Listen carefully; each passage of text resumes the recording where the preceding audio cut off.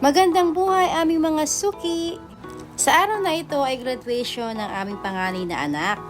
Nagaganapin sa SMX Convention dito sa MOA.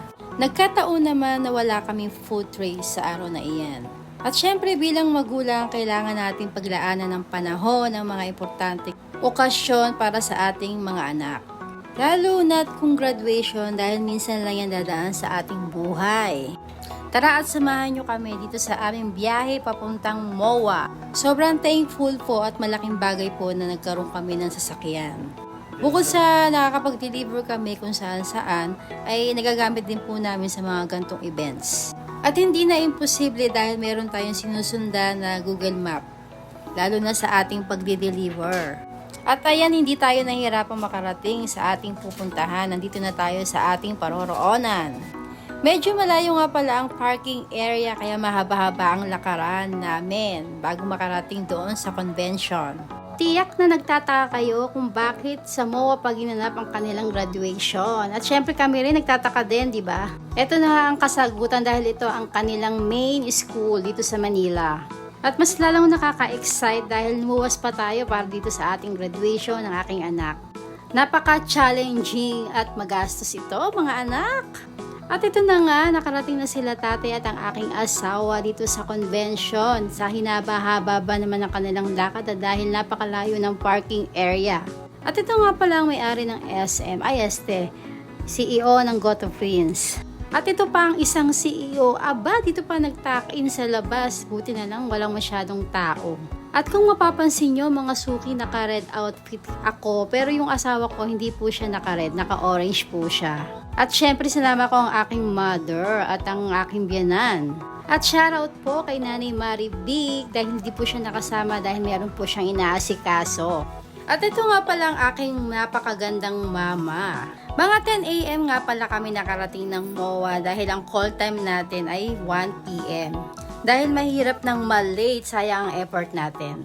Habang hindi pa nagsisimula ang graduation, naghanap muna kami ng kakainan at mahaba-haba ang lakaran dito. Dahil nga hindi naman natin kabisado at minsan lang tayo lumuluwas. Sa paglalakad pa lang talaga, mauubos ang oras natin. At ito pa nga si Bunso, may hawak pang radyo at baka raw siya mawala at magro-Roger lang daw siya pag nawala siya.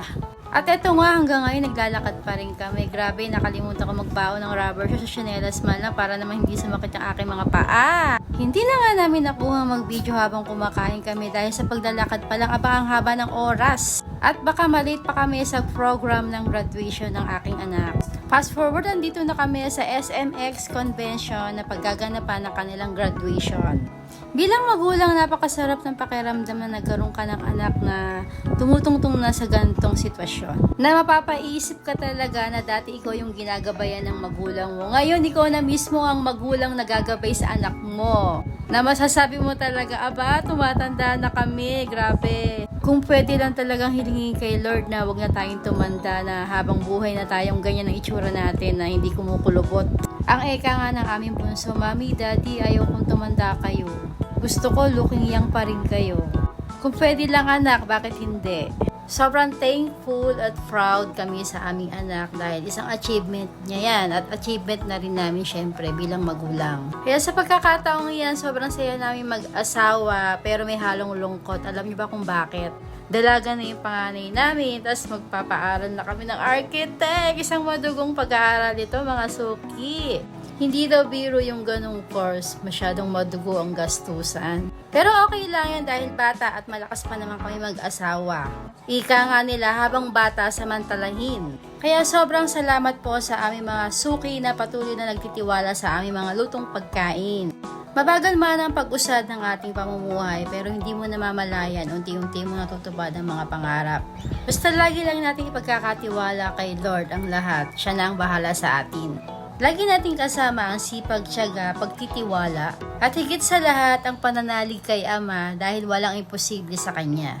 Kaya anak, palagi mong tatandaan ang mga pinapayo namin sa iyo ng daddy mo. Enjoy mo lang ang pagiging dalaga mo. Focus ka lang sa career at goal mo para sa future mo and happy graduation to all graduates. Good luck sa career nyo! Bye!